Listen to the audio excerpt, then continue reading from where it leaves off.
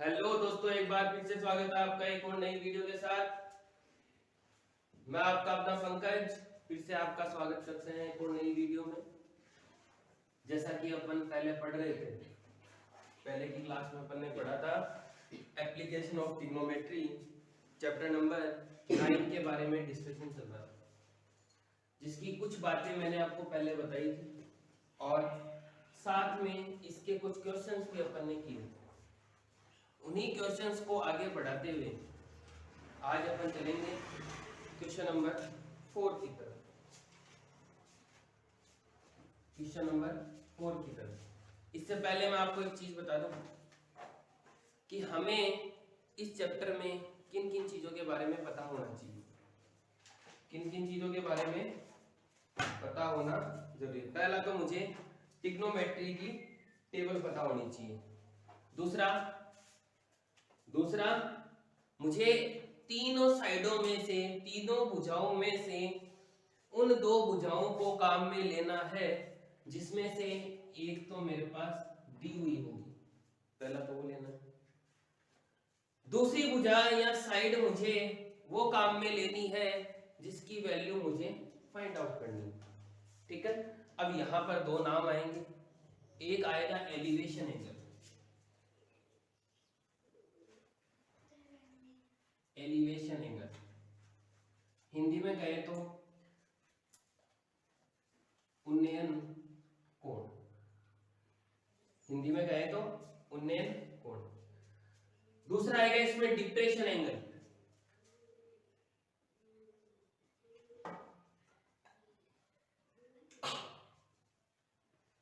अवनमन कोण।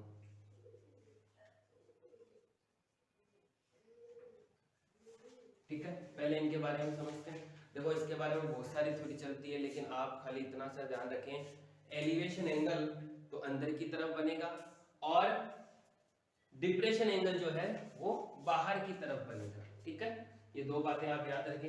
इसी के साथ क्वेश्चन नंबर 4 की शुरुआत करते हैं। ठीक है, क्वेश्चन नंबर 4 हमारे पास है the angle of elevation of the top of A tower from A point on the ground. Top of A tower from A point on the ground which is 30 meter away from the foot of the tower is 30 degree. Find the height of the tower. क्या दिया हुआ है? The angle of elevation, the angle of elevation of the top of the tower. एक tower है, अब tower हवा में होगा नहीं, कहीं ना कहीं बेस पे या जमीन पे बना हुआ होगा। ये मान लेता हूं मैं, ये कोई टावर है।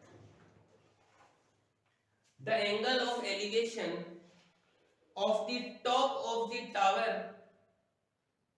from the ground, from the point on the ground, यानी टावर के टॉप से, टावर के शिखर से जमीन के किसी न किसी बिंदु के ऊपर या पॉइंट के ऊपर इसका जो एलिवेशन एंगल है वो है 30 डिग्री।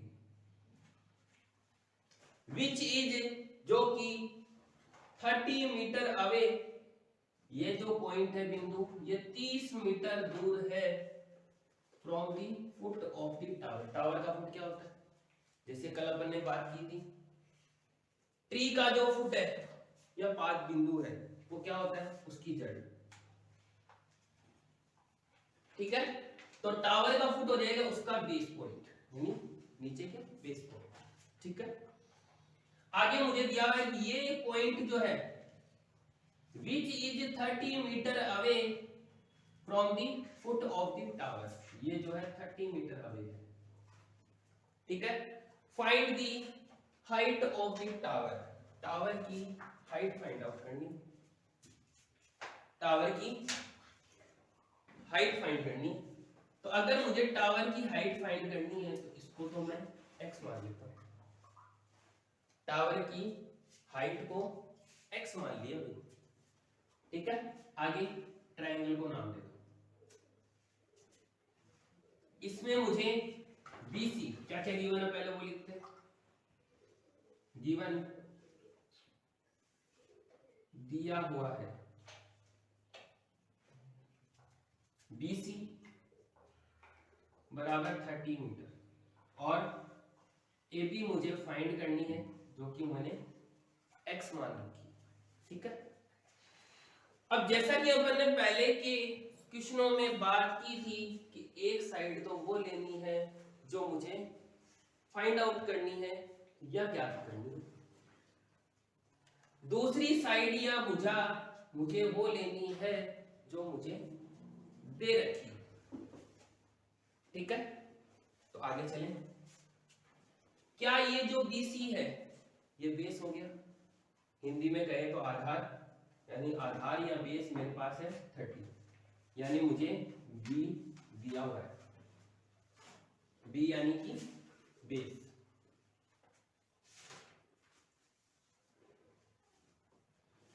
दूसरा, मुझे AB फाइंड करनी है। AB क्या होती है? परपेंडिकुलर या लंब, परपेंडिकुलर या लंब। तो आप बता सकते हो P और B से मिलकर कौन सा सूत्र या फॉर्मूला बनता है। P और B से लंब और आधार से मिलकर दो सूत्र बनते हैं। पहला tan थीटा बराबर P बटा B लंब बटे आधार। दूसरा कोट थीटा, हिंदी में कहे तो आधार बटे लंब। अब सवाल ये होता है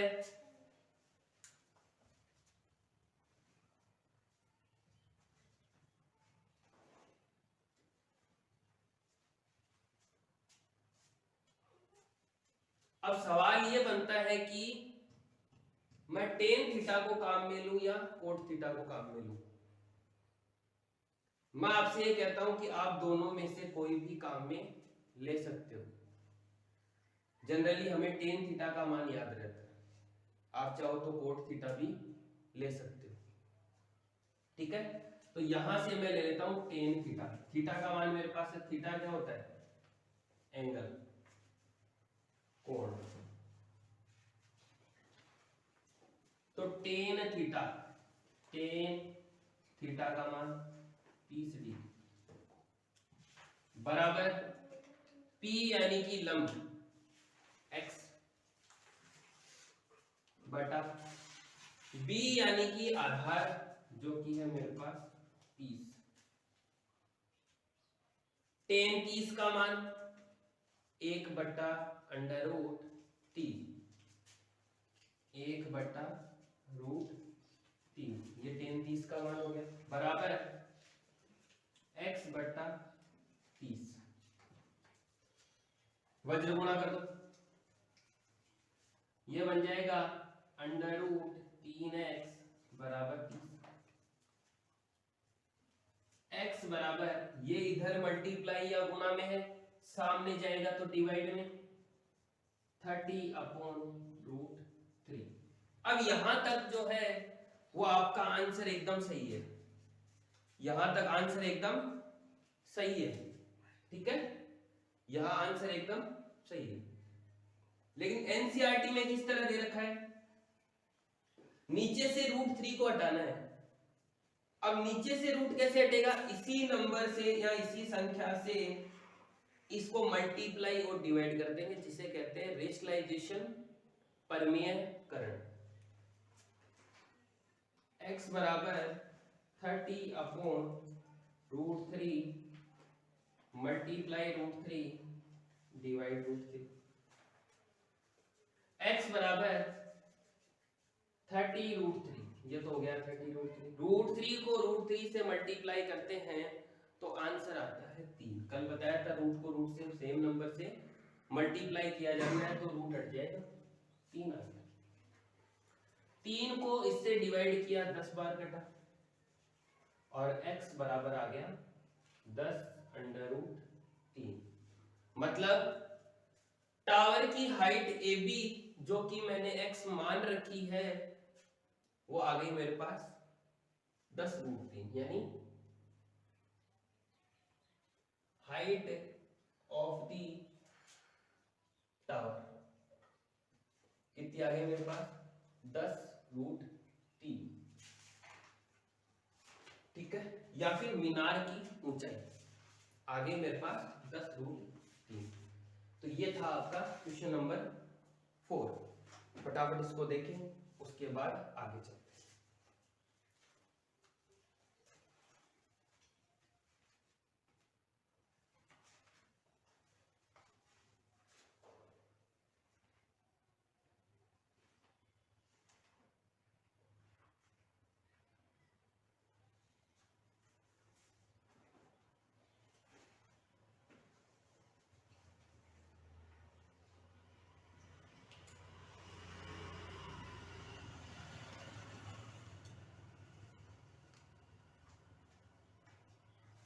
आई होप आप लोगों को समझ में आया होगा।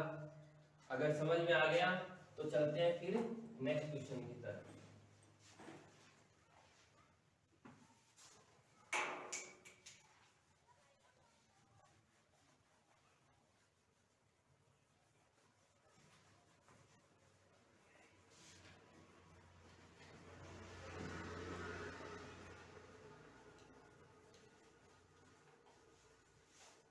क्वेश्चन नंबर 5 की तरफ चलते हैं।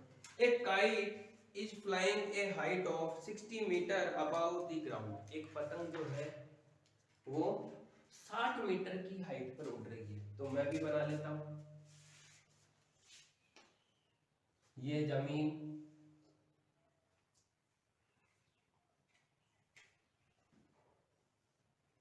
ये यहां से 60 मीटर की हाइट के ऊपर पतंग है। अब यहां पतंग है, ऐसे तो उड़ेगी नहीं, पतंग की डोरी भी होगी। तो पतंग की डोरी क्या ऐसे होती है?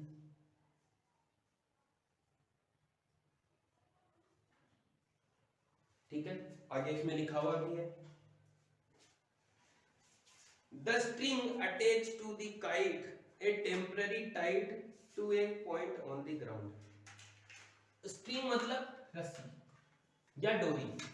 पतंग की डोरी को टाइटली स्ट्रेच कर दिया गया, मतलब खींच के ग्राउंड के किसी पॉइंट पर, जमीन के किसी पॉइंट पर बांध दिया गया। ये मान लेता हूं यहां इसको बांध दिया, ठीक है। आगे, the incline of the string with the ground is 60 degree. The incline the string, incline मतलब झुकना, स्ट्रिंग मतलब डोरी। डोरी जो है वो ग्राउंड या जमीन के साथ 60 डिग्री के कोण पर झुकी हुई है। यह मेरे पास कोण मिल गया। आगे, find the length of the string, यानी इस लेंथ, स्ट्रिंग जो है, इस स्ट्रिंग की लेंथ फाइंड करनी है, लंबाई ज्ञात करनी है इस डोरी की। फिर वही बात आ गई, नाम दे दो इसको ए बी सी। एबीसी इसको नाम दे दिया। ये मुझे ज्ञात करनी है डोरी, इसको फिर एक्स मान लिया। अब आप लोगों को पता है कि मुझे तो खाली दो ही चीजों की जरूरत है। पहला तो जो मुझे दे रखी है काइट की हाइट, यानी परपेंडिकुलर यानी कि लंब। दूसरा मुझे वो लेनी है जो मुझे फाइंड आउट करनी है, ज्ञात करनी है, उसको लेंगे। और उन दोनों से मिलकर 6 फॉर्मूलों में से जो फॉर्मूला बनेगा वो फॉर्मूला अप्लाई करेंगे, और अप्लाई करने के बाद 2 से 4 स्टेप के बाद अपना जो आंसर है वो सामने दिखेगा। शुरू करें। पहला तो मुझे ए बी जो कि है मेरे पास परपेंडिकुलर लंब, परपेंडिकुलर लंब 60 है। दूसरा एसी हाइपोटेनियस कर्ण, जो कि मेरे पास फाइंड आउट करना है एसी बराबर एक्स। ये दो मेरे पास बातें दे रखी है। साथ में थीटा जिसे कहते हैं अपन एंगल, हिंदी में कहें तो कोण, मेरे पास है 60 डिग्री। सारी बातें हैं मेरे पास। अब मुझे पता लगाना है कि P यानी परपेंडिकुलर यानी कि लंब, AC मतलब हाइपोटेनियस यानी कि कर्ण, इन दोनों से मिलकर कौन सा फॉर्मूला बनेगा। तो फिर दो फॉर्मूले होते हैं, याद रखना, हर दो साइड, दो भुजाओं से हमेशा दो सूत्र बनते हैं। क्यों? क्योंकि एक फॉर्मूला दूसरे फॉर्मूले का उल्टा होता है। यहां से पहला साइन थीटा P बटा H, हिंदी में कहें लंब बटे कर्ण, ये पहला सूत्र होता है, ये भी आप काम में ले सकते हो। दूसरा, साइन का उल्टा होता है कोसेक थीटा H बटा P बराबर कर्ण बटे लंब, ये भी आप काम में ले सकते हो। मैं कौन सा काम में लूं? कोई भी ले लूं, लेकिन मैं साइन थीटा को काम में लूंगा, साइन थीटा को काम में लूंगा। क्यों?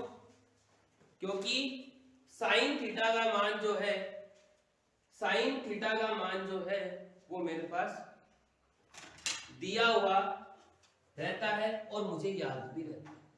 साइन के मान जनरली अपन याद करते हैं, और टेबल बनाने के लिए, टेबल या सारणी बनाने के लिए मुझे साइन की लाइन को याद भी रखना होता है। 0, 1/2, 1/√2, √3/2 और लास्ट वाला 1। शुरू करें। साइन थीटा बराबर P अपॉन H, P का मान 60, इधर दिया हुआ है लंब, थीटा का मान 60 डिग्री बराबर P का मान भी 60 बटा H हाइपोटेनियस कर्ण ज्ञात करनी है जो कि x है मेरे पास। साइन 60 का जो मान होता है √3/2 बराबर 60 अपॉन x,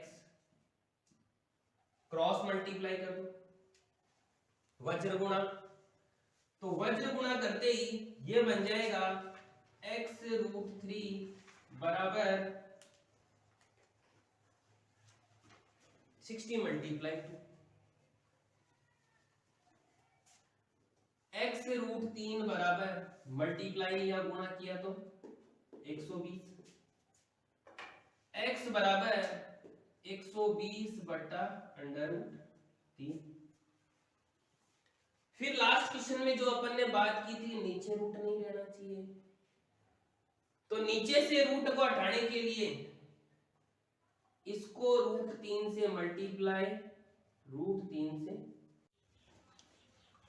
तो उसके आगे फिर 120 को √3 से जब मल्टीप्लाई करते हैं तो आगे x बराबर 120 √3 डिवाइड, √3 को √3 से मल्टीप्लाई करेंगे तो रूट हट जाएगा और वो नंबर कितनी बार आ जाएगा? एक बार आ जाएगा। 3 इससे कटेगा 40 बार, यानी x का जो मान है वो आ गया 40√3, यानी कि काइट की जो ऊंचाई है, पतंग की ऊंचाई, वो कितनी आ गई? सॉरी, डोरी की जो लंबाई है वो आ गई 40√3। समझे कि नहीं? ये था आपका क्वेश्चन। फटाफट इसको देखें, उसके बाद चलते हैं नेक्स्ट क्वेश्चन की तरफ।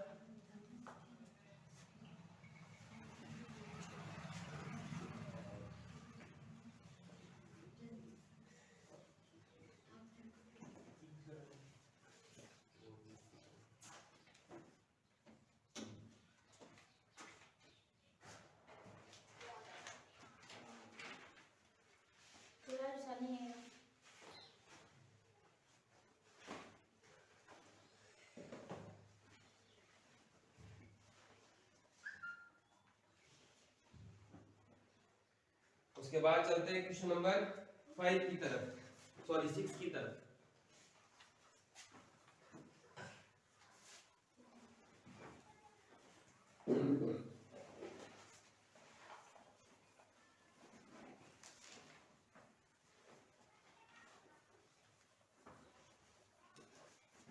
क्वेश्चन नंबर 6 क्या है मेरा, आप सबके सामने थोड़ा सा पढ़ देते हैं। A 1 meter tall boy is standing at some distance of a 30 meter tall building. अब यहां से जो है वो मेथड चेंज हो गया। अब जो क्वेश्चन आएंगे, अभी तक जितने भी क्वेश्चन अपन ने पढ़े थे वो सारे के सारे सिंगल ट्रायंगल के थे, एक ही त्रिभुज आ रहा था। अब जो क्वेश्चन आएंगे उसमें दो त्रिभुज काम में आएंगे और दोनों त्रिभुजों को काम में लेते हुए अपन वैल्यू निकालेंगे। काम वही करना है, बस खाली अब यहाँ पर क्या रखना है कि आपको एक साइड तो वो लेनी है जो आपके पास दे रखी है, और एक साइड या भुजा उसको काम में लेंगे जो दोनों में त्रिभुजों में कॉमन है, समान है। ठीक है, तो शुरू करते हैं। A 1 meter tall boy standing at some distance from a 30 meter tall building. मान लेता हूं ये कहीं अपनी जमीन है, यहां पर ये कोई बॉय खड़ा है 1.5 मीटर टॉल, ठीक है, और स्टैंडिंग एट सम डिस्टेंस, ये जो खड़ा है some distance of 30 meter tall building, ये बिल्डिंग है 30 मीटर। अब आप मुझे बताओ, अगर मैं अपनी आंखों से उसे देखूं उस पॉइंट में, यानी मैं यहां देखूं अपनी आंखों से, तो मेरी हाइट भी इसमें आ शामिल हो रही, यानी बॉय की जो हाइट है वो इस बिल्डिंग में काउंट होगी। आगे चलते हैं। The angle of elevation of from the eye to the top of the building increase 30 to 60. Walks toward the building. Find the distance he walks toward the building. यानी कि इसकी आंख से, यानी पहले तो ये बताओ, अगर ये इसको यहाँ मिला लेते थोड़ा सा, उसकी आंख को बराबर कर देते, इसकी आंख से इस बिल्डिंग के टॉप का एलिवेशन एंगल इंक्रीज होकर 30 टू 60 हो जाता है। मतलब पहले जब ये अपनी आंख से इस बिल्डिंग के शिखर को देखेगा तब तो कोण है 30 डिग्री। धीरे धीरे धीरे आगे चला तो एक समय ऐसा आया कि जब उसका जो कोण है वो 30 डिग्री से बढ़कर 60 डिग्री हो गया। अब आपको ये बताना है कि वह बिल्डिंग की तरह कितनी दूर चलकर गया, मतलब ये डिस्टेंस फाइंड करो। ठीक है, अगर इसको मैं x मान लूं, क्योंकि ये फाइंड करेंगे, इसको अपन y मान लेते हैं एक बार के लिए, ताकि पूरी डिस्टेंस मिल जाए। अब क्या ये पूरी कंप्लीट डिस्टेंस जो है AB x प्लस वाई होगी? बहुत अच्छा क्वेश्चन है ये। अगर ये 1.5 है तो क्या ये भी 1.5 होगी, क्योंकि ये रेक्टेंगल बन गया है। अगर ये कंप्लीट 30 है, ये 1.5 है, तो ये कितनी बच गई 28.5 और कंप्लीट आ गई 30। ये है अपना डायग्राम। फटाफट इसको देखें, फिर चलते हैं क्वेश्चन की तरफ, इसके सॉल्यूशन की तरफ चलेंगे, फिर कि सॉल्यूशन कैसे होगा इसका। ठीक है, आई होप सब बच्चों को डायग्राम समझ में आ गया होगा। तो आगे की तरफ चलते हैं। अब मुझे इसको नाम दे देते, पहले ए बी सी और डी। मुझे दो ट्रायंगल दिख रहे हैं, अब जैसे तो तीन दिख रहे हैं, 1 2 और 3। मैं कौन से दो को काम में लूंगा? मैं उन दो को काम में लूंगा जहां पर 90 डिग्री बन रहा है, क्योंकि उसी के अंदर परपेंडिकुलर, बेस और हाइपोटेनियस, लंब, कर्ण और आधार, तीनों उसी में आते हैं। ठीक है। तो पहला ट्राइंगल ले लिया मैंने A B C, triangle A B C. दो भुजा कौन कौन सी लेनी है? एक तो जो मुझे दे रखी है 28.5, जो कि हो गया परपेंडिकुलर लंब, लिख देता हूं यहां पर AC परपेंडिकुलर लंब कितना हो गया 28.5। दूसरा मैं वो लूंगा जो मुझे फाइंड करनी है। अब इस पूरे ट्रायंगल को फाइंड करने के लिए इस BC निकालने के लिए खाली एक्सिस से काम चलेगा नहीं, ये मेरे पास है नहीं, इसलिए मैंने इसको y मान लिया। तो यहां से BC यानी कि बेस आधार मेरे पास हो गया x प्लस वाई। तो P और B से मिलकर कौन सा सूत्र बनता है फॉर्मूला? Tan theta. कोट भी बन सकता है, आप चाहो तो कोट से कर, ठीक है। तो टेन थीटा बराबर P अपॉन B, हिंदी में लंब बटे आधार। थीटा का मान A B C के लिए 30 डिग्री है, वैल्यू पुट करो। टेन 30 डिग्री बराबर लंब का मान 28.5 अपॉन आधार का मान x प्लस वाई, ठीक है। आगे चले, टेन 30 का मान होता है 1/√3 बराबर, मैंने पहले भी आपको कहा था जब तक टेबल याद नहीं होगी तब तक आप एक भी क्वेश्चन इसका नहीं कर पाएंगे, इम्पॉसिबल है। तो आगे चले, 1 अपॉन क्रॉस मल्टीप्लाई करते हैं, वज्र गुणा, तो यह बन गया x प्लस वाई बराबर 28.5√3। इसको नाम दे देते हैं समीकरण नंबर 1। समीकरण नंबर 1 नाम दे दिया। उसके बाद बात करते हैं दूसरे ट्रायंगल की। दूसरा त्रिभुज 90 डिग्री कौन सा बन रहा है? ADC। कौन सा? ADC, ये लिख देता हूं। त्रिभुज ADC ले लिया। ADC में ये लंब हो गया परपेंडिकुलर, ये आधार हो गया बेस, यानी P और B से मिलकर फॉर्मूला बन जाएगा टेन थीटा बराबर P बटा B, लंब बटे आधार। थीटा का मान इस बार है 60 डिग्री, टेन 60 बराबर P का मान 28.5 28.5, B का मान y। टेन 60 का मान कितना होता है?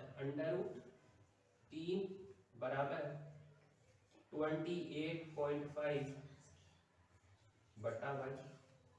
इसके नीचे एक लिख सकता हूं, वज्र गुणा करा दो, क्रॉस मल्टीप्लाई, √3y बराबर 28.5 और y बराबर 28.5 बटे √3। ये मेरे पास y का मान आ गया, लेकिन मुझे तो y का चाहिए ही नहीं, मुझे तो मान चाहिए x का। तो उसके लिए मैं क्या करूंगा, इस y का मान उठाकर इस समीकरण नंबर 1 इक्वेशन नंबर फर्स्ट में पुट कर दूंगा।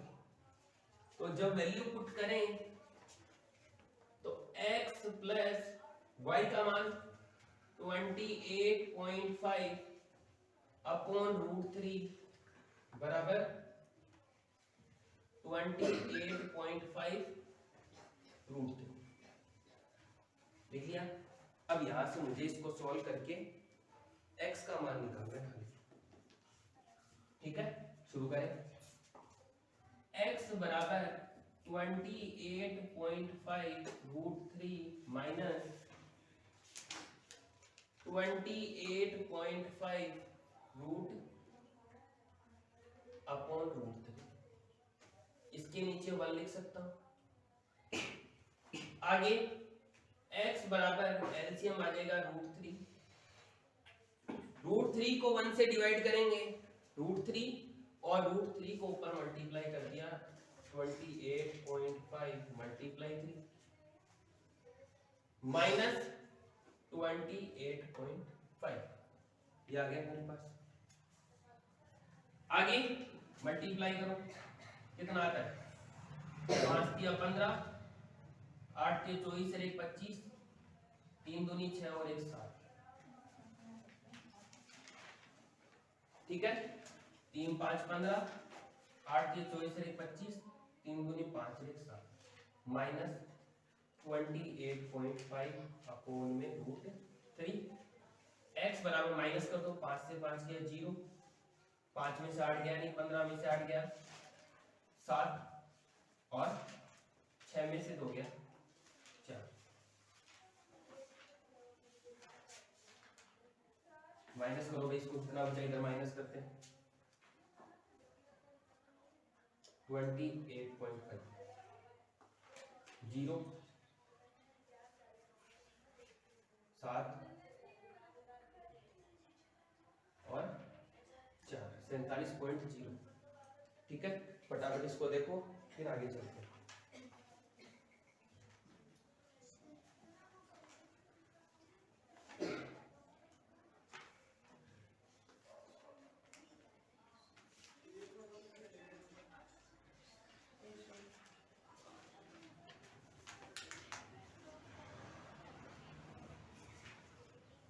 ठीक है,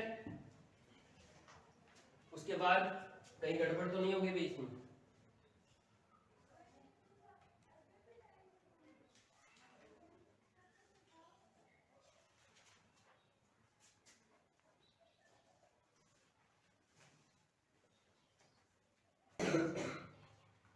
तो देखो भाई, यहाँ थोड़ी सी मिस्टेक हो गई थी, ये 7 की जगह 8 आएगा यहाँ मल्टीप्लाई करना। तो आगे इसको माइनस कर दो, x बराबर 57 अपॉन रूट 3, फिर नीचे से रूट 3 को हटाएंगे तो रूट 3 और रूट ऑफ 3। आगे चलें तो x बराबर 57 रूट 3 अपॉन में 3, ये इससे कैंसिल आउट हो जाएगा 19, आंसर आ गया 19 रूट 3।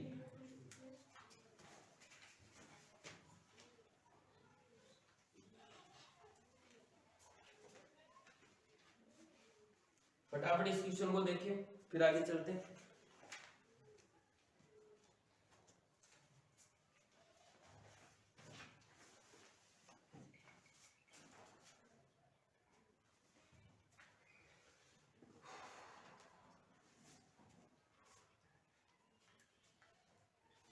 उसके बाद चलते हैं नेक्स्ट क्वेश्चन की तरफ।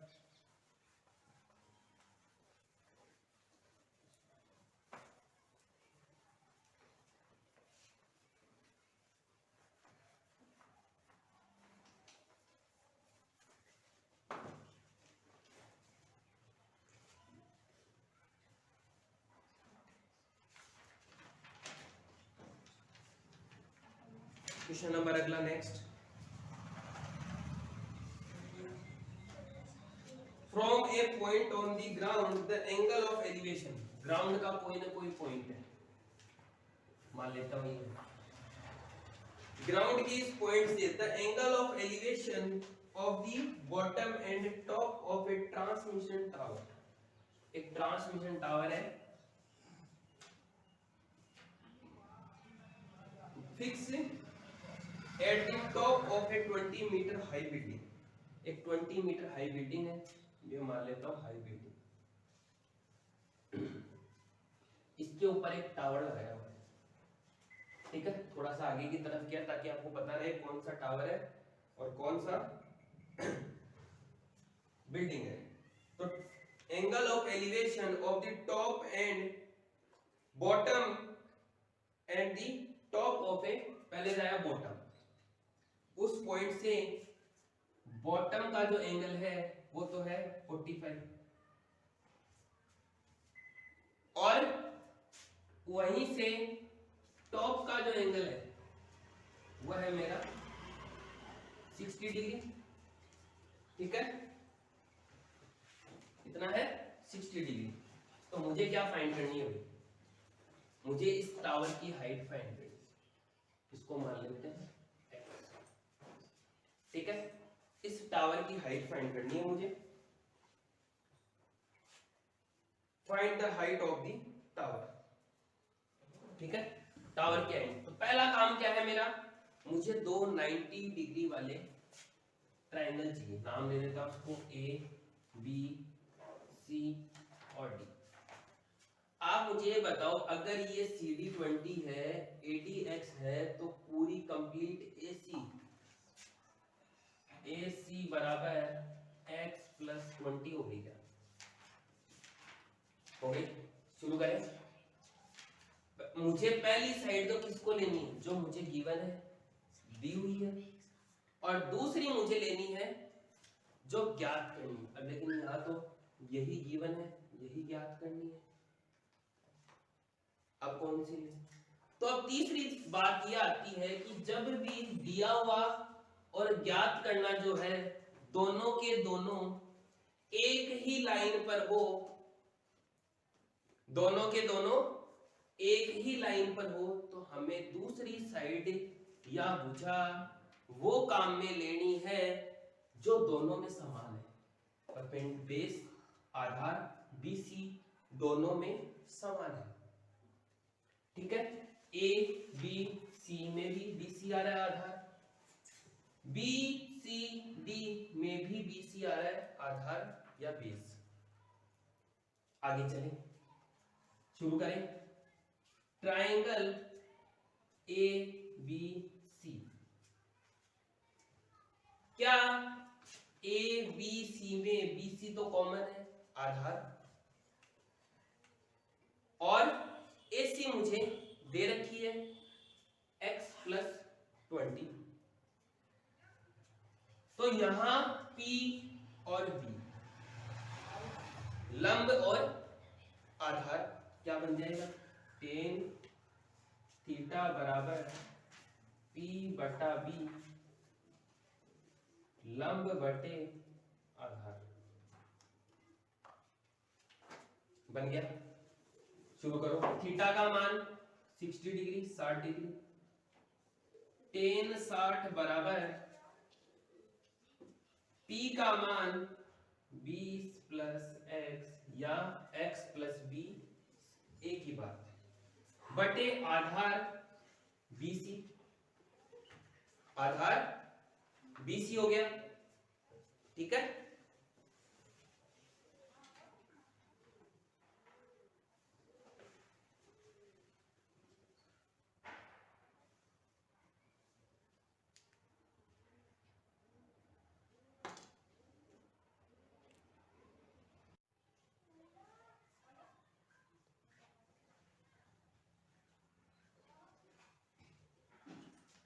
ठीक है।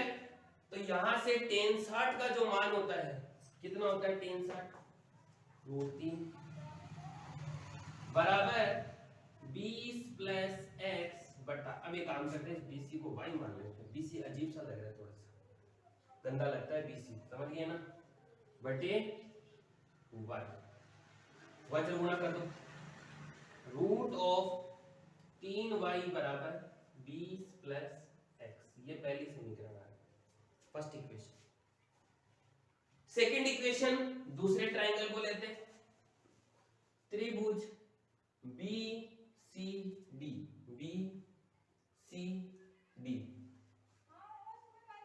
ये तो हो गया आधार पर बेस, और ये हो गई लंब परपेंडिकुलर। क्या बन जाएगा फिर से, tan थीटा बराबर P बटा B, P upon B। Theta का मान 45 डिग्री बराबर P का मान 20 बटे Y। tan 45 का मान होता है 1 बराबर 20 बटे Y। वज्र गुणा करेंगे y बराबर 20 आ गया, लेकिन मुझे तो y का चाहिए नहीं, मुझे तो x का मान चाहिए। तो उसके लिए y का मान यहां रखते ही x का मान आ जाएगा। पुट कर दो, अंडर रूट 3y बराबर x प्लस 20। आगे अंडर रूट 3 गुणा 20 बराबर x प्लस 20। ये बन जाएगा, इसको थोड़ा अच्छे से लिखो, x प्लस 20 बराबर 20 रूट 3। x बराबर 20 का उधर ट्रांसफर कर दो, प्लस का है उधर जाके माइनस का। आगे दोनों में से 20 कॉमन आ रहा है, कॉमन ले लिया, रूट ऑफ 3 माइनस का 1। ये है इसका आंसर। समझे कि नहीं? समझे कि नहीं भी?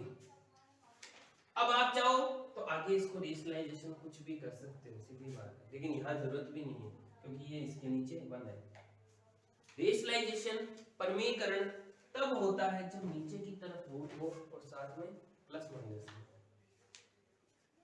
तो इसी के साथ इस क्वेश्चन को देखें। आज के लिए बस इतना ही, फिर मिलेंगे आपको नेक्स्ट क्लास में। मैं आपको हर वीडियो में जैसे आपको बोलता हूँ, जिंदगी में किसी चीज की जरूरत नहीं है सिवाय माँ बाप। अगर वो आपके पास है तो आपके पास सब कुछ है, आपका जीवन एकदम अच्छा चल रहा है, वरना जीवन एकदम खराब। तो इतना ही कहूंगा कि उनकी सेवा करें, उनको खुश रखें, जितना हो सके उतना उनको खुश रखें। ठीक है, धन्यवाद। उसी के साथ अगली क्लास में मिलेंगे एक और नई वीडियो के साथ। ठीक है, थैंक यू।